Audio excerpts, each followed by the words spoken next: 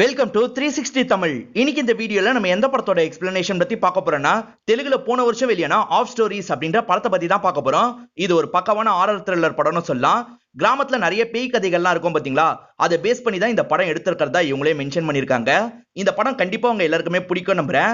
இந்த படத்தோட எக்ஸ்பிளனேஷனுக்குள்ள போறதுக்கு முன்னாடி இந்த வீடியோக்கு ஒரு லைக்க போட்டுருங்க. நீங்க போடுற லைக் மூலியமா இந்த வீடியோ இன்னும் நிறைய பேர்கிட்ட கொண்டு போய் சேர்க்கப்படும். இப்ப டைம் வேஸ்ட் பண்ணாம நம்ம நேரடியா எக்ஸ்பிளனேஷனுக்குள்ள போயிடலாம். படத்தோட ஸ்டார்டிங் சீனே ஒரு வீட்ல வேலை பார்க்குற லேடியை நமக்கு காட்டுறாங்க. இவங்க காய்கறி எல்லாம் கட் பண்ணிட்டு இருக்காங்க. அப்ப தெரியாதனமா கையை லைட்டா கட் பண்ணிக்கிறாங்க. ஐயோ ரத்தம் வருது அப்படின்ற மாதிரி பேண்டேஜ் எல்லாம் இப்ப போட்டுட்டு இருக்காங்க. இப்பதான் போன் கால் வருது. ஓனர் கிட்ட கொடுக்க சொல்லி சொல்றாங்க போல. இருங்க நான் கொடுக்குறேன் அப்படின்ற மாதிரி இவங்களும் மாடியை நோக்கி நடக்கிறாங்க. இப்ப பால்கனில ஒரு நபர் சோகமா படுத்துட்டு இருக்காரு. சரி ஏற்பாடுலாம் முடிஞ்சிருச்சு, நீங்க பாக்குறதுக்காக வாங்கன்ற மாதிரி வேற ஒருத்தர் கூப்பிடுறாரு. அதுக்கு இந்த நபர் இருக்காரு பாத்தீங்களா, அப்பாவோட போட்டோவை கொஞ்ச நேரம் சோகமா பாக்குறாரு. அதுக்கப்புறம் தான் இந்த நபரை பாக்குறதுக்காக போயிட்டு இருக்காரு. அப்படியே கட் பண்ணி கார்ல 2 பேர் இருக்கிறத நமக்கு காட்டுறாங்க. ஒரு சாமியார் ஃபேக்குன்னு ப்ரூவ் பண்றதுக்காக தான் இவங்க 2 பேருமே வந்திருக்காங்க. ஒருத்தரை பொறுத்த வரைக்கும் நோயாளி மாதிரி நடிக்கிறதுக்கு முடிவு பண்ணிருக்காரு. இது எல்லாத்தையும் இவங்க 2 பேரும் இங்க இருந்து கவனிச்சிட்டு இருக்காங்க. அப்பதான் இந்த லேடியும் கால் வந்திருக்குன்னு சொல்லிட்டாங்க. நான் பிஸியா இருக்கேன், அப்புறமா பேசிக்கிறேன் அப்படின்ற மாதிரி இந்த நபரும் சொல்லிடுறாரு. இப்ப அவங்க 2 பேரும் நமக்கு காட்டுறாங்க. அந்த சாமியார் ஒரு மலைப்பகுதியில தான் இருப்பாரு. அந்த இடத்துக்கு இவங்க 2 பேருமே நடந்து வந்துட்டு இருக்காங்க. ஒருத்தரை பொறுத்த வரைக்கும் மனநலம் பாதிக்கப்பட்ட மாதிரிலாம் நடிச்சிட்டு இருக்காரு. அதே மாதிரி அவரோட பட்டன்ல கேமராவை செட் பண்ணிருக்காரு. இப்ப அந்த சாமியாரை பாக்குறதுக்காக வந்துடுறாங்க. என் தம்பிக்கு மன வளர்ச்சி கம்மியா இருக்கு, நீங்க தான் சரி பத்தணும் அப்படின்ற மாதிரிலாம் இந்த நபர் கேட்கிறாரு. ஆனா இவங்க ஃபேக்கா தான் வந்திருக்காங்க அப்படின்றத அந்த சாமியார் கண்டுபிடிச்சிடுறாரு. ஓஹோ கண்டுபிடிச்சிட்டீங்களா அப்படின்ற மாதிரி அவங்களும் நேரடியாவே பேச ஆரம்பிக்கிறாங்க. இந்த பேயி பிசாசுன்னு எதுவுமே கிடையாது, ஆனா அதை வச்சு நீங்க நிறைய பேரை ஏமாத்திட்டு இருக்கிறது எங்களுக்கு நல்லா தெரியும். எங்க பாஸோட அப்பா ரீசெண்டா தான் இறந்து போனாரு, முடிஞ்சா அவரோட ஆன்மாவை இந்த இடத்துக்கு வர வச்சு காட்டுங்க அப்படின்ற மாதிரிலாம் இவங்க 2 பேருமே கேட்கறாங்க. இவ்வளவு நேரம் பேசாம இருந்த சாமியாரை இவங்க கிட்ட பேச ஆரம்பிக்கிறாரு. வர வைக்கிறேன் அப்படின்ற மாதிரி சில மந்திர வார்த்தையெல்லாம் சொல்லிட்டு இருக்காரு. கொஞ்ச நேரத்துல அந்த நபர் இருக்காரு பாத்தீங்களா, நியூடா இந்த இடத்துக்கு வந்துட்டு இருக்காரு. என்ன நம்ம அப்பா வராரு அப்படின்ற மாதிரி இங்க இருந்து பாத்துட்டு இருக்கவரும் ஷாக் ஆயிடுறாரு. இப்ப வந்தவரை பார்த்தா இவங்க 2 பேர் செம்மையா ஷாக் ஆயிடுறாங்க. என்ன உண்மையிலேயே வர வச்சிட்டாரு அப்படின்ற மாதிரி பயந்து இங்க இருந்து ஓட ஆரம்பிக்கிறாங்க. இதெல்லாம் இந்த எட்டும் பாத்துட்டு இருக்காருல, பயங்கரமா ஷாக் ஆயிட்டு இருக்காரு. இவனுங்க ஓடும் போது தெரியாதனமா கேமராவை அங்கேயே போட்டு போயிடுறாங்க. இப்ப அந்த சாமியாரும் கேமராவை பார்த்த மாதிரி பேச ஆரம்பிக்கிறாரு. இந்த பேய் அமானுஷம் எல்லாம் உண்மைதான் அப்படின்ற மாதிரி சொல்லி அந்த கேமரா உடைச்சு விட்டுறாரு. இங்கதான் ஆஃப் ஸ்டோரிஸ்னு படத்தோட டைட்டில போடுறாங்க. இப்போ ஒரு ஹோட்டல்ல நமக்கு காட்டுறாங்க. இங்க சிவான் ஒருத்தர் புக் படிச்சிட்டு இருக்காரு. அவரோட ஃப்ரெண்ட் சின்னாவும் பக்கத்துல வந்து பேச ஆரம்பிக்கிறாரு. இவருக்காக சரக்கெல்லாம் வாங்கிட்டு வந்திருக்காரு. சிவாவை பொறுத்த வரைக்கும் டைரக்டர் ஆகணும் அப்படின்ற மாதிரி ட்ரை பண்ணிட்டு இருக்காரு. கதெல்லாம் எழுதுறதுக்காக தான் இந்த பகுதிக்கு வந்திருக்காரு அப்படின்ற மாதிரி நமக்கு காட்டுறாங்க. அப்படியே கட் பண்ணி ஒரு அப்பாவை காட்டுறாங்க. சீக்கிரமா ரெடி ஆகுமா அப்படின்ற மாதிரி பொண்ணு கிட்ட சொல்றாரு. பொண்ணு பேரு லட்சுமி அப்படின்றது. அவங்களும் வேக வேகமா ரெடி எல்லாம் ஆயிட்டு இருக்காங்க.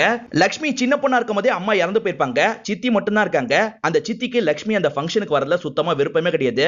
எப்ப பாரு அவளும் கூட வந்துகிட்டே இருக்கணுமா, வீட்டுல இருந்தா என்ன அப்படின்ற மாதிரிலாம் பிரச்சனை பண்றாங்க. இரு நான் பேசிட்டு வரேன் அப்படின்ற மாதிரி ஹஸ்பண்ட் சொல்றாரு. இப்ப பொண்ணு கிட்ட தயங்கி தயங்கி அந்த விஷயத்த சொல்லலாம்னு நினைக்கிறாரு. பொண்ணே புரிஞ்சுக்கிறாங்க. நீங்க போங்கப்பா நான் வீட்லயே இருக்கேன்னு சொல்லிட்டாங்க. என்ன மன்னிச்சிருமா அப்படின்ற மாதிரி அப்பாவும் சோகமா வெளியே வராரு. 2 பேருமே ஒரு ஆட்டோ பிடிச்சதான் இங்க இருந்து கிளம்ப ஆரம்பிக்கிறாங்க. அப்படியே கட் பண்ணி இவங்க 2 பேரும் நமக்கு காட்டுறாங்க. இப்ப சின்ன சரக்கு வச்சிட்டு இருக்கும் போதுதான் அவங்க கிட்ட இருந்து கால் வருது. எனக்கு சாப்பிட ஏதாவது வாங்கிட்டு வான்னு சொல்றாங்க. இவரும் சரின்ற மாதிரி இந்த இடத்துல ஏத்துக்கிறாரு. லட்சுமியை பொறுத்த வரைக்கும் சின்னாவோட சொந்தக்கார பொண்ணா இருப்பாங்க. அதனால இவர் இருக்காரு பாத்தீங்களா, அவங்க கேட்ட மாதிரியே சாப்பாட வாங்கிட்டு வந்துடுறாரு. அதே சமயம் சிவாவை கூட்டு வந்திருக்காருல, இவங்களுக்கு அறிமுக பத்தி வச்சிருக்காரு. இவங்க 2 பேருமே சேர்ந்த மாதிரி இந்த இடத்துல பீர்லாம் குடிச்சிட்டு இருக்காங்க. எங்க பேரண்ட்ஸ் அப்படின்ற மாதிரி இவர் கேக்குறாரு. ஃபங்க்ஷனுக்காக போயிருக்காங்க அப்படின்ற மாதிரி லட்சுமியும் சொல்றாங்க. இப்ப சின்ன இருக்கார்ல, நாங்க 2 பேர் மேல சரக்கு அடிக்கிறோம், சைட் டிஷ் மட்டும் எடுத்துடுவான்னு சொல்றாரு. இவங்க சரக்கு அடிச்சிட்டு இருக்கும் போது அவங்களும் கொஞ்ச நேரத்துல சைட் டிஷ் எல்லாம் எடுத்துட்டு வராங்க. ஈரை இவங்களை பார்த்து ரொம்ப தயங்கி தயங்கி பேசுறாரு. டைரக்டரா இருந்துட்டு இவ்வளவு தயங்கினா எப்படி அப்படின்ற மாதிரி இவங்க கேக்குறாங்க. கதையெல்லாம் சொல்லிருப்பீங்கல்ல, எங்களுக்கும் ஒரு கதை சொல்லுங்கன்னு கேக்குறாங்க. ஆமா மச்சான் சொல்லு அப்படின்ற மாதிரி சின்னவும் கேக்குறாரு. சரி சொல்றேன் அப்படின்ற மாதிரி இந்த இடத்துல இவரும் ஒரு கதையை சொல்றாரு. இப்போ ஒரு ரெஸ்டாரண்ட்ல 2 பேர் உட்காந்து இருக்கிறத நமக்கு காட்டுறாங்க. பொண்ணு பேரு பிரியா, இந்த பையனோட பேரு கமல் அப்படின்றது. இப்ப கமல் கிட்ட பிரியாவும் பேச ஆரம்பிக்கிறாங்க. நீ ஒரு பார்ட்டிக்காக வர சொன்னல, அந்த நாள் என்னால வர முடியாது, ப்ளீஸ் புரிஞ்சுக்கோ அப்படின்ற மாதிரி சொல்லிட்டாங்க. இதை கேட்கிற கமலும் பயங்கரமா டென்ஷன் ஆயிடுறாரு. எதுவுமே பேசாம வேகமா இங்க இருந்து கிளம்ப ஆரம்பிச்சிடுறாரு. அதனால இவங்க இருக்காங்க பாத்தீங்களா, பில்ல எடுத்துட்டு வாங்க அப்படின்ற மாதிரி பில்ல செட்டில் பண்ணிடுறாங்க. இவங்களும் சோகமா இங்க இருந்து கிளம்ப ஆரம்பிக்கிறாங்க. இங்க நடந்த விஷயத்தெல்லாம் வேற ஒரு மர்ம நபர் ரெக்கார்ட் பண்ணிருப்பாரு. எதுக்காக இந்த மாதிரி ரெக்கார்ட் பண்ணிருக்காருன்னு நமக்கு தெரியல. இப்ப பிரியாவும் அவங்களோட கார் எடுக்கிறதுக்காக பார்க்கிங் ஏரியாக்கு வராங்க. அந்த நபர் ஃபாலோ பண்ணி வராரு. இவங்களுக்கு டவுட் வந்து சடனா திரும்புறாங்க. அந்த நபர் என்ன பண்றாருன்னா, இவங்க பார்க்கும்போது சட்டுன்னு ஒளிஞ்சுக்கிறாரு. இவங்க மேற்கொண்டு நடக்க ஆரம்பிக்கிறாங்க. இவரும் ஃபாலோ பண்றாரு. இவங்க கார் எடுக்கிறதுக்காக வராங்க. ஆனா கார் கதவை ஓபனே பண்ண முடியல. இவங்க ட்ரை பண்ணிட்டு இருக்கும் போது யாரோ பின்னாடி வந்து நிக்கிறாங்க. பிரியாவும் ஷாக் ஆகி திரும்பி பாக்குறாங்க. அந்த இடத்துல பார்த்தா ஒர்க்கர் தான் வந்திருக்காரு. நான் வேணா ஓபன் பண்ணி தரேன் அப்படின்ற மாதிரி ஓபன் பண்ணி தந்துடுறாரு. இவங்களும் தேங்க்யூ சொல்லி அந்த நபர் அங்க இருந்து அனுப்பி விட்டுறாங்க. இப்பதான் இவங்களுக்கு கமல் கிட்ட இருந்து கால் வருது. தெரியாதனமா கோவப்பட்டுட்டேன், என்ன மன்னிச்சிரு அப்படின்ற மாதிரி சாரிலாம் சொல்றாரு. பரவாயில்ல இருக்கட்டும் அப்படின்ற மாதிரி இவங்களும் சொல்றாங்க. இப்ப கார் எடுத்துட்டு இங்க இருந்து கிளம்ப ஆரம்பிக்கிறாங்க. ஒரு நபர் இவங்க வீடியோ எடுத்தான் பாத்தீங்களா, இவங்க கார்ல கிளம்புறத பார்த்தோன்னே இவனும் பைக்ல வேகமா ஃபாலோ பண்ண ஆரம்பிக்கிறான். அப்படியே கட் பண்ணி நமக்கு கமலை காட்டுறாங்க. இவரும் ஒரு நகை கடைக்கு வந்துடுறாரு. ஒரு ரிங்கை சூஸ் பண்ணிடுறாரு. இந்த ரிங்கை அவங்க கிட்ட தரணும் அப்படின்ற மாதிரிலாம் யோசிச்சு பாக்குறாரு. இப்பதான் இவரோட ஃப்ரெண்டு கிட்ட இருந்து கால் வருது. உன் கெஸ்ட் ஹவுஸ்க்கு நான் வந்துட்டேன், நீ எப்போ வருவ அப்படின்ற மாதிரி கேக்குறாரு. சீக்கிரமா வந்துடுறேன் அப்படின்ற மாதிரி இவரும் சொல்றாரு. ஃபாலோ பண்ண நபர் இருக்கான் பாத்தீங்களா, பிரியாவோட வீடு வரைக்கும் வந்துடுறான். இப்ப வீட்டெல்லாம் போட்டோ எடுத்துட்டு இருக்கான். இப்பதான் உள்ள இருக்க பார்க்கிங்க நமக்கு காட்டுறாங்க. கார்க்குள்ள இருந்து ஒரு நபர் இவன் போட்டோ எடுக்கிறதெல்லாம் கவனிக்கிறாரு. இந்த நபர் யாரு என்னன்னு தெரியல. அடுத்த ஷாட்டே ஃபாலோ பண்ண நபரை இவர் அடிச்சு போட்டு வச்சிருக்காரு.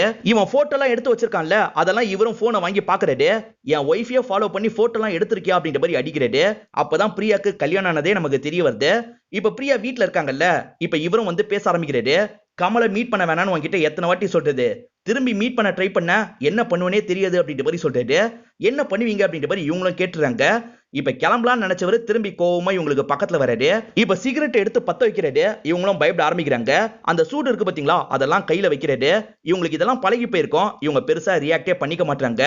இந்த மாதிரி இவர் குடும்ப பத்திரனால தான் இவங்களுக்கு அஃபேர் ஏற்பட்டிருக்குன்னு காட்டுறாங்க. இப்ப திரும்பி நமக்கு கமலை காட்டுறாங்க. கமலோட ஃபார்ம் ஹவுஸ் இருக்கு பாத்தீங்களா, அந்த இடத்துக்கு கமலும் வந்து சேர்ந்துடுறாரு. இவருக்கு முன்னாடியே இவரோட ஃப்ரெண்டு உள்ள வெயிட் பண்ணிட்டு இருப்பாரு. இப்ப வந்த கமல் இருக்கார்ல, வா ஓட்கா குடிக்கலாம் அப்படின்ற மாதிரி கூப்பிடுறாரு. கமலை பொறுத்த வரைக்கும் ஓட்கானா ரொம்ப பிடிக்கும். கடைசி நேரத்துல பார்ட்டிக்கு வர மாட்டேன்ற மாதிரி பிரியா சொன்னாங்கல்ல, அதை பத்தி எல்லாம் ஃப்ரெண்டு கிட்ட சொல்லிட்டு இருக்காரு. ஃப்ரெண்ட் என்ன சொல்றாருன்னா, லைப்ரரியில இருந்து புதுசா ஒரு புக் எடுத்தேன், இதோட பேர் ஆஃப் ஸ்டோரிஸ், ஒரு கதையை படிக்க ஆரம்பிச்சேன், ரொம்ப இன்ட்ரெஸ்டிங்கா இருந்தது அப்படின்ற மாதிரிலாம் இவர்கிட்ட சொல்லிட்டு இருக்காரு. இப்ப அவருக்கு வேற ஏதோ வேலை வந்தது போல, நான் போயிட்டு கொஞ்ச நேரம் கழிச்சு வரேன் அப்படின்ற மாதிரி அந்த ஃப்ரெண்டும் இங்க இருந்து கிளம்பி போயிடுறாரு. கொஞ்ச நேரத்துல யாரோ காலிங் பெல் அடிக்கிற சவுண்ட் கேக்குது. யாரா இருக்கும் அப்படின்ற மாதிரி கமல் இருக்காரு பாத்தீங்களா, கதவை திறந்து வெளியே வந்து பாக்குறாரு. பார்த்தா அந்த இடத்துல யாரையும் காணோம். அப்புறம் எப்படி சவுண்ட் கேட்டது அப்படின்ற மாதிரி இவரும் யோசிக்கிறாரு. இப்ப வீட்டுக்குள்ள வந்து மத்த வேலையெல்லாம் இவர் பார்க்க ஆரம்பிக்கிறாரு. முகம் கழுவிட்டு இருக்கும் போது யாரோ சட்டுன்னு பின்னாடி போன மாதிரி தெரியுது. யாரு போனா அப்படின்ற மாதிரி அந்த இடத்துக்கு வந்து பாக்குறாரு. அங்க யாரையுமே காணோம். அப்புறம் எப்படி அப்படி தோணுச்சு அப்படின்ற மாதிரி யோசிக்கிறாரு. இப்ப இவரோட வீட்டுல யாரோ இருக்க மாதிரியே இவருக்கு தோணுது. சட்டுன்னு இந்த இடத்துல கரண்ட்டும் போயிருது. இவர் ரொம்ப பயந்துடுறாரு. இப்ப டார்ச் லைட் வெளிச்சத்தை வச்சு ஒவ்வொரு இடமா பாக்குறாரு. மேல இருந்து சவுண்ட் கேக்குது. மேல பார்த்தா ஒரு பேய் அட்டாக் பண்ற மாதிரி வருது. இவர் சட்டுன்னு கனவுல இருந்து முடிக்கிறாரு. ஆக்சுவலா ஃப்ரெண்டு போனோடனே இவர் கண்ணை மூடி தூங்க ஆரம்பிச்சிருப்பாரு. கனவா அப்படின்ற மாதிரி யோசிச்சுட்டு இருக்காரு. ஃப்ரெண்ட் ஆஃப் ஸ்டோரிஸ்னு ஒரு புக்கை பத்தி சொன்னாரு பாத்தீங்களா, அது டேபிள் மேல தான் இருக்கு. இதையாவது படிப்போம் அப்படின்ற மாதிரி கமலும் எடுத்து படிக்க ஆரம்பிக்கிறாரு. அந்த கதையை நமக்கு விஷுவலா காட்டுறாங்க. இப்போ ஒரு லாரி நைட்டு நேரம் வந்துட்டு இருக்கு. அந்த வழியா ஒரு பொண்ணு பைக் ரிப்பேர் ஆன மாதிரி வெயிட் பண்ணிட்டு இருக்காங்க. பொண்ணு செம்மையா இருக்கா, என்னன்னு விசாரி அப்படின்ற மாதிரி கிளீனர் கிட்ட சொல்றாரு. கிளீனரும் என்ன ப்ராப்ளம் அப்படின்ற மாதிரி கேக்குறான். பைக் ஸ்டார்ட் ஆகல அப்படின்ற மாதிரி அவங்க சொல்றாங்க. இருங்க ட்ரை பண்ணி பாக்குறேன் அப்படின்ற மாதிரி இவனும் ஸ்டார்ட் பண்றதுக்கு ட்ரை பண்றான். சும்மா பாவலாக்காக தான் இப்படி பண்ணிட்டு இருக்கான். ஸ்டார்ட் ஆகல அப்படின்ற மாதிரி இவங்களை பார்த்து சொல்லிடுறான். நாங்க அந்த வழியா தான் போறோம், வேணா டிராப் பண்றோம், வண்டியில ஏறுங்கன்னு சொல்றான். இவங்களும் யோசிச்சுக்கிட்டே வண்டியில ஏறலாம் அப்படின்ற மாதிரி ஏறிடுறாங்க. இப்ப இந்த கிளீனர் பையன் இருக்கான் பாத்தீங்களா, போதை ஏத்துறதுக்காக ஒரு பொருள்லாம் நல்லா எடுத்துக்கிறான். இப்ப வண்டி எடுத்துட்டு இவங்களும் கிளம்ப ஆரம்பிக்கிறாங்க. இது வரைக்கும் கமல் படிச்சுட்டு இருக்கும் போது திரும்பி யாரோ காலிங் பெல் அடிக்கிற சவுண்ட் கேக்குது. இந்த வாட்டி யாரு அப்படின்ற மாதிரி இவர் கதவை திறந்து வெளியே பாக்குறாரு. அந்த இடத்துல யாரையும் காணோம். இவர் திரும்பி கிளம்பலாம் நடக்கிறாரு. அப்பதான் ஊஞ்சல் ஆடுற சவுண்ட் கேக்குது. திரும்பி பார்த்தா ஊஞ்சல்ல யாரோ உக்காண்டு இருக்க மாதிரி இவருக்கு தெரியுது. யாரா இங்க உக்காண்டு இருக்கா அப்படின்ற மாதிரி இவரும் பயந்துகிட்டே பொறுமையா பக்கத்துல வராரு. இப்ப பயந்துகிட்டே அந்த ஊஞ்சலை திருப்புறாரு. அந்த இடத்துல பார்த்தா பிரியா தான் இருக்காங்க. என்ன பயந்துட்டியா அப்படின்ற மாதிரி கேக்குறாங்க. நீ என்ன பண்ற அப்படின்ற மாதிரி இவரும் கேக்குறாரு. என் ஹஸ்பண்டுக்கும் எனக்கும் இன்னைக்கு பெரிய சண்டை, இதுக்கப்புறம் அந்த வீட்டு பக்கமே நான் போக மாட்டேன், உன் கூட தான் இருக்க போறேன் அப்படின்ற மாதிரிலாம் இவரை பார்த்து சொல்றாங்க. சரி வா பாத்துக்கலாம் அப்படின்ற மாதிரி இவரும் வீட்டுக்குள்ளே இவங்களை கூட்டு வந்துடுறாரு. அவர் மத்த வேலையெல்லாம் பார்த்துட்டு இருக்கும் போது இவங்களும் சோஃபா கிட்ட உட்காடுறாங்க. அங்க படிச்சு வச்சிருக்க புக்கை பாக்குறாங்க. இது என்ன ஆஃப் ஸ்டோரிஸ் புக்கா அப்படின்ற மாதிரி இவங்க படிக்க ஆரம்பிக்கிறாங்க. இவர் ஏற்கனவே படிச்ச சீன்லாம் இவங்க படிக்கிறாங்க. அவர் படிச்ச சீன் வரைக்கும் ஃபாஸ்ட் ஃபார்வர்ட்ல நமக்கு காமிச்சிடுறாங்க. இப்ப புதுசா இவங்க படிக்க ஆரம்பிக்கிற சீனை நமக்கு காட்டுறாங்க. லாரி அங்க இருந்து கிளம்பி போது அந்த பொண்ணு ஆல்ரெடி இறந்து போயிட்டா அப்படின்ற மாதிரி ஒரு போஸ்டர் ஒட்டி இருக்கிறத நமக்கு காட்டுறாங்க. சோ அந்த பொண்ணு பேய் தான் போல. இவனுங்க ரெண்டு பேர் தப்பா நடந்துக்கணும்னு முடிவு பண்ணிடுறாங்க. இப்ப தண்ணியை மாத்திக்கிற மாதிரிலாம் இந்த பொண்ணை தப்பு தப்பா டச் பண்ணிட்டு இருக்காங்க. ஒரு ஸ்டேஜ்ல இவங்க ரெண்டு பேருமே சாதாரணமா தப்பா நடந்துக்கிறதுக்கு ட்ரை பண்ணிட்டு இருக்காங்க. இவங்களும் விடுங்க விடுங்க அப்படின்ற மாதிரி ரெண்டு பேரையும் தள்ளி எல்லாம் விட்டுட்டு இருக்காங்க. அப்படி தள்ளி விடும் போது எதிர வர போலீஸை இடிக்கிற மாதிரி இவங்க வந்துடுறாங்க. இப்ப போலீஸ் இந்த இடத்துல பயங்கரமா டென்ஷன் ஆயிடுறாரு. போலீஸ் இங்கதான் வரப்போறாரு, நீ உடனே வாயை க்ளோஸ் பண்ணு அப்படின்ற மாதிரி இந்த டிரைவரும் சொல்லிடுறாரு. இவனும் சத்தம் போட முடியாத மாதிரி வாயை க்ளோஸ் பண்ணிடுறான். என்ன குடிச்சிட்டு வண்டி ஓட்டிட்டு இருக்கியா அப்படின்ற மாதிரி போலீஸ் கேக்குறாரு. இல்ல சார் 2 நாளா தூங்கல, அதனால தான் அப்படின்ற மாதிரி சொல்றான். சரி பாத்து போ அப்படின்ற மாதிரி இவரும் இங்க இருந்து கிளம்பலாம்னு நினைக்கிறாரு. அப்பதான் இவங்க இருக்காங்க பாத்தீங்களா, கஷ்டப்பட்டு வந்து ஆரன் அடிச்சிடுறாங்க. என்ன ஆரன் அடிக்கிற சவுண்ட் கேக்குது அப்படின்ற மாதிரி இவரும் யோசிக்கிறாரு. உள்ள பார்க்கலான்னு எட்டி பார்க்கிறதுக்காக வராரு. சார் அதெல்லாம் ஒண்ணு இல்லன்னு டிரைவர் சமாளிக்கிறதுக்கு பாக்குறான். அதை மீறியும் இவர் என்ன பண்றாருன்னா கதவை திறந்து அந்த இடத்துல பாக்குறாரு. பார்த்தா அந்த இடத்துல யாரையும் காணோம். அதுக்குள்ள எங்க போனாங்க அப்படின்ற மாதிரி டிரைவரே யோசிக்கிறான். வயரிங் ப்ராப்ளம் சார், அதனால தான் இப்படி ஆயிருக்கும் அப்படின்ற மாதிரி சொல்றான். அந்த கிளீனர் பையனும் அந்த சைடுல அவங்கள லாக் பண்ண மாதிரி புடிச்சு வச்சிருக்கான். இப்போ இந்த போலீஸா சென்டர் ஃப்ரெஷ் சாப்பிட்டுக்கிட்டே கிளம்பலாம்னு நினைக்கிறாரு. தெரியாதனமா கீழே போட்டுறாரு. அதை எடுக்கலான்னு குனியும் போது தான் அவங்கள பாத்துறாரு. இப்போ சுதாரிச்சவரை இவங்களை பிடிக்கலாம்னு நினைக்கிறாரு. அந்த கிளீனர் பையன் தப்பிச்சிடறான். இந்த டிரைவர் மட்டும் இந்த இடத்துல மாட்டிக்கிறாரு. இப்ப போலீஸ் இருக்காரு பாத்தீங்களா, அந்த பொண்ணு டிரைவரை அவரோட ஸ்டேஷனுக்கு கூட்டு வந்துடுறாரு. இப்ப ஸ்டேஷன்ல ஒரே ஒரு கான்ஸ்டபிள் மட்டும் தான் இருக்காரு. அந்த பொண்ணு வெளியே தான் பயந்த மாதிரி உட்காந்து இருக்காங்க. இப்ப இன்ஸ்பெக்டர் இருக்கார்ல, இந்த கான்ஸ்டபிளை கூப்பிடுறாரு. அந்த பொண்ணை உள்ள அனுப்புன்னு சொல்றாரு. சார் லேடி கான்ஸ்டபிள் இல்லன்னு இவர் தயங்குறாரு. அனுப்புன்னு சொல்றான்ல, அனுப்பி வைன்ற மாதிரி இவர் சொல்லிடுறாரு. இந்த கான்ஸ்டபிளும் வேற வழி இல்லாம இந்த பொண்ணை உள்ள அனுப்பிடுறாரு. என்ன காலேஜ் படிக்கிற அப்படின்ற மாதிரிலாம் இவங்க கிட்ட பேச ஆரம்பிக்கிறது. உன் பேக்கை செக் பண்ணும் அப்படின்ற மாதிரி வாங்கி செக் பண்றாரு. பெருசா எந்த ஒரு பொருளும் இல்ல. அதை தூக்கி எரிஞ்சிடுறாரு. உன்னை செக் பண்ணணும்னு சொல்றாரு. இவங்களும் பயங்கரமா தயங்கிட்டு இருக்காங்க. செக் பண்ணணும்னு சொல்றேன்ல, எந்திரி அப்படின்ற மாதிரிலாம் சொல்றாரு. இவங்களும் வேற வழி இல்லாம எந்திரிக்கிறாங்க. இவரும் செக் பண்றன்ற பேர்ல தப்பு தப்பா இவங்களை டச் பண்ணிட்டு இருக்காரு. கரெக்டா கான்ஸ்டபிள் இந்த இடத்துக்கு வந்துடுறான். என்னையா அப்படின்ற மாதிரி இவரும் கோவப்படுறாரு. டீ வாங்குற டைம் ஆயிடுச்சுன்னு சொல்றான். சீக்கிரம் போய் வாங்கிட்டு வா அப்படின்ற மாதிரி சொல்றாரு. இப்ப இந்த கான்ஸ்டபிள் இருக்காரு பாத்தீங்களா, பைக் எடுத்துட்டு இங்க இருந்து கிளம்ப ஆரம்பிக்கிறாரு. ரொம்ப தூரம் தள்ளி தான் டீ வாங்குறதுக்காக ஒரு இடத்துக்கு வந்துடுறாரு. சீக்கிரமா 2 டீயை போடு அப்படின்ற மாதிரி சொல்றாரு. உட்காருங்க சார், நான் போட்டு தந்துடுறேன் அப்படின்ற மாதிரி அந்த கடைக்காரன் சொல்றான். இப்பதான் அந்த கடைக்காரனுக்கு நியூஸ் பேப்பர்லாம் தரதுக்காக ஒரு பையன் வரான். அவன் தந்த நியூஸ் பேப்பர்லாம் அந்த கடைக்காரர் மாட்டி வச்சிட்டு இருக்காரு. கான்ஸ்டபிளும் டீயை வாங்கிட்டு கிளம்பலாம்னு நினைக்கிறாரு. அப்பதான் நியூஸை கவனிக்கிறாரு. ஒரு லாரியும் ஜீப்பும் மோதிக்குச்சு. லாரியில வந்த 2 பேரும் ஜீப்ல வந்த இன்ஸ்பெக்டரும் இறந்து போயிட்டாங்க அப்படின்ற மாதிரி தான் போட்டிருக்கு. இதை இவர் ஷாக்கிங்கா பாத்துட்டு இருக்காரு. சார் மீதி காசுக்கு இந்த சென்டர் ஃப்ரெஷ் வச்சுக்கோங்கன்னு கடைக்காரன் தரான். இது வரைக்கும் இவங்க படிச்சுட்டு இருக்கும் போது இவர் தெரியத்தனமா ஒரு கிளாஸை தள்ளி விட்டுறாரு. சாரின்ற மாதிரி இவங்களை பார்த்து சொல்றாரு. மேற்கொண்டு படின்னு சொல்றாரு. இவங்க இருக்காங்க பாத்தீங்களா, மேற்கொண்டு இந்த இடத்துல படிக்க ஆரம்பிக்கிறாங்க. இப்போ ஒருத்த வந்து ஒரு இடத்துல போஸ்டர்லாம் ஒட்டுறான். அந்த போஸ்டர்ல பார்த்தா இந்த கான்ஸ்டபிள் முத கொண்டு இறந்திருக்காரு அப்படின்ற மாதிரி போஸ்டர் ஒட்டுறாங்க. இப்போ ஒரே ஜீப்ல இவங்க எல்லாருமே பேய் மாதிரிலாம் போயிட்டு இருக்காங்க. இத படிக்கிற இந்த பிரியாக்கு ஒண்ணுமே புரிய மாட்டேங்குது. அது என்ன சென்டர் ஃப்ரெஷ் பாக்குற மாதிரி தானே காமிச்சாங்க, அவர் எப்படி இறந்து போனாரு அப்படின்ற மாதிரிலாம் கேக்குறாங்க. அந்த இன்ஸ்பெக்டருக்கு தானே சென்டர் ஃப்ரெஷ் பிடிச்ச மாதிரி காமிச்சாங்க. அவர் மூலியமா இது கண்டினியூ ஆகுதுன்னு சொல்ல வராங்க போல. உதாரணத்துக்கு எனக்கு ஓட்கா பிடிக்கும், ஓட்கா மூலியமா இது கண்டினியூ ஆனா எப்படி இருக்கும், அந்த மாதிரி தான் அப்படின்ற மாதிரி சொல்றாரு. அப்படி பார்த்தா எனக்கு ஆப்பிள் ரொம்ப பிடிக்கும், இது மூலியமா தான் கண்டினியூ ஆகுமா அப்படின்ற மாதிரி இவங்களும் சொல்லிக்கிட்டே ஆப்பிளை கடிச்சிடுறாங்க. இப்ப கமலுக்கு வேற வேலை இருக்கு, அதை பார்த்துட்டு வரேன் அப்படின்ற மாதிரி கிளம்பிடுறாரு. இவங்க மட்டும் தான் இந்த இடத்துல தனியா உட்காந்து இருக்காங்க. இப்ப வித்தியாசமா இவங்களுக்கு நடமாட்டம் தெரியுது. இவங்களும் இந்த இடத்துல பயந்துடுறாங்க. கமல் எங்க போன அப்படின்ற மாதிரி அவரை தேடுறாங்க. எந்த இடத்துல தேடியும் அவரை கண்டுபிடிக்கவே முடியல. இப்ப கமல் சொன்னதை யோசிச்சு பாக்குறாங்க. அந்த ஓட்கா பாட்டிலையும் ஷாக்கிங்கா பார்த்துட்டு இருக்காங்க. இப்ப எதர்ச்சியா திரும்பும் போது கமல் அந்த இடத்துல வந்துடுறாரு. இவங்க சட்டுன்னு அடிச்சிடுறாங்க. அதுக்கப்புறம் தான் சாரி சொல்றாங்க. இப்ப அவரோட கன்னத்துல முத்தம்லாம் கொடுக்குறாங்க. அவரையும் இவங்களை கட்டி பிடிச்சு ரூமுக்கு தூக்கிட்டு வந்துடுறாரு. இந்த இடத்துல வச்சு இவங்க 2 பேருமே ரொமான்ஸ் எல்லாம் பண்ணிட்டு இருக்காங்க. அப்பதான் 12 மணிக்கு கமல் செட் பண்ண அலாரம் அடிக்குது. ஒரு நிமிஷம் வெயிட் பண்ணு, நான் வந்துடுறேன் அப்படின்ற மாதிரி இவரும் வேகமா கீழே இறங்கி வந்துடுறாரு. இவங்களுக்காக ஒரு ரிங்க வாங்கினார்ல, அந்த ரிங்க தந்துடலாம் நினைக்கிறாரு. அப்பதான் இவருக்கு போன் கால் வருது. இவரும் அட்டன் பண்ணி பேச ஆரம்பிக்கிறாரு. அந்த சைடுல பிரியாவோட ஹஸ்பண்ட் தான் கால் பண்ணிருக்காரு. நீ பண்ண விஷயத்துக்கு உன்னை கொல்லாம விட மாட்டேன் அப்படின்ற மாதிரிலாம் சொல்லிட்டாரு. என் பிரியாவை என்கிட்ட இருந்து பிரிஸ்டல அப்படின்ற மாதிரி சொல்லிட்டாரு. இது பிரிஸ்டனா அப்படின்ற மாதிரி இவர் யோசிச்சுட்டு இருக்காரு. அந்த சைடுல பார்த்தா பிரியா தூக்குல தொங்கி இருக்க மாதிரி நமக்கு காட்டுறாங்க. பிரியா இறந்துட்டாங்கன்னு தெரிஞ்சோன்னா ஷாக் ஆகி அவரும் மோதிரத்தை கீழே போட்டுறாரு. இப்ப வேகமா மேல போய் பாக்குறாரு. பிரியா அந்த இடத்துல இருக்க மாட்டாங்க. சுத்தி முத்தி தேடுறாரு. இப்பதான் இவரு சொன்னதை இவரே யோசிச்சு பாக்குறாரு. அதாவது பிடிச்ச பொருள் மூலியமா பாஸ் ஆகும்னு சொன்னாரு பாத்தீங்களா, அந்த விஷயத்தை தான் யோசிச்சு பாக்குறாரு.